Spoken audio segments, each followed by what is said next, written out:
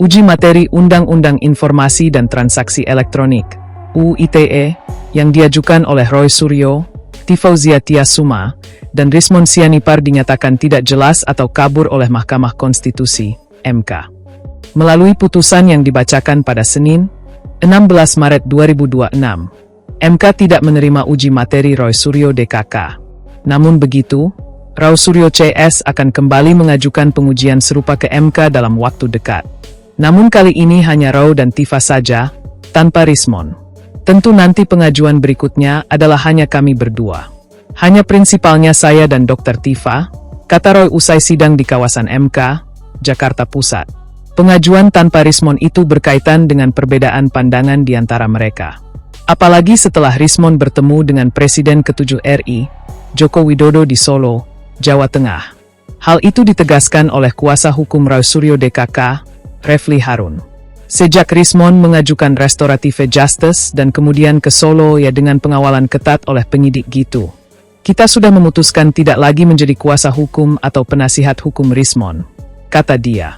Semula ketiga penguji UU ITE di MK ini menyebut kelompok mereka dengan nama Bala RRT, Barisan Pembela Roy Rismon Tifa. Kini tanpa Rismon, nama itu juga turut berubah menjadi Troya. Jadi Bala RRT sudah dibubarkan dan membentuk Troya. Membentuk wadah baru namanya Troya, Tifa Advocates, jelas Refli. Gugatan yang dimohonkan Roy Suryo CS merupakan uji material terhadap pasal yang membuat mereka jadi tersangka dalam kasus ijazah Joko Widodo, Jokowi.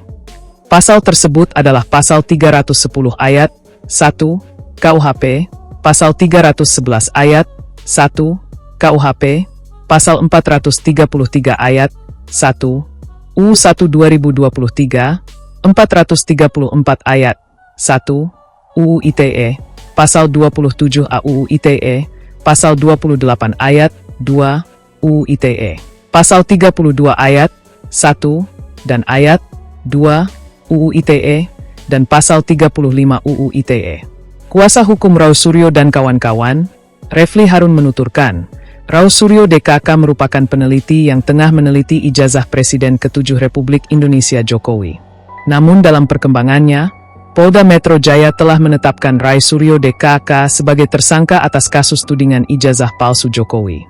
Kendati menggugatnya ke MK, Roy Suryo DKK tidak meminta agar MK membatalkan pasal 310 ayat 1 KUHP, pasal 311 ayat 1 KUHP, pasal 433 ayat 1 UU 1 2023, 434 ayat 1 UU ITE, pasal 27 UU ITE, pasal 28 ayat 2 UU ITE, pasal 32 ayat 1 dan ayat 2 UU ITE, dan pasal 35 UU ITE.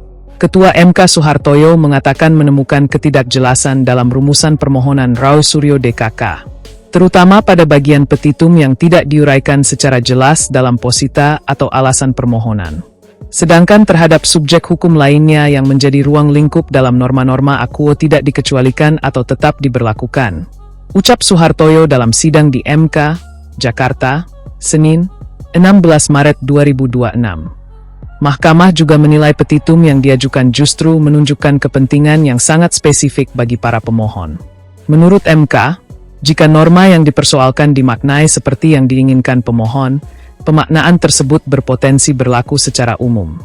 Selain itu tidak ada argumentasi terkait persoalan konstitusionalitas dari norma yang dimohonkan pengujian yang menjelaskan mengapa norma tersebut bermasalah hanya terhadap akademisi, peneliti, atau aktivis, kata Suhartoyo. Dalam pertimbangannya, MK juga menyoroti petitum angka 7 hingga angka 9 yang menghubungkan sejumlah norma dengan menggunakan kata yungto.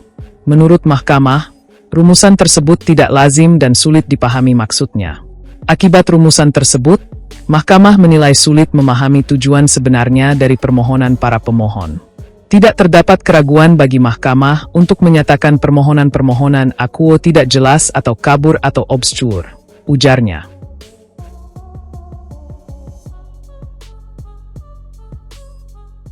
Download Tribun X sekarang, menghadirkan lokal menjadi Indonesia.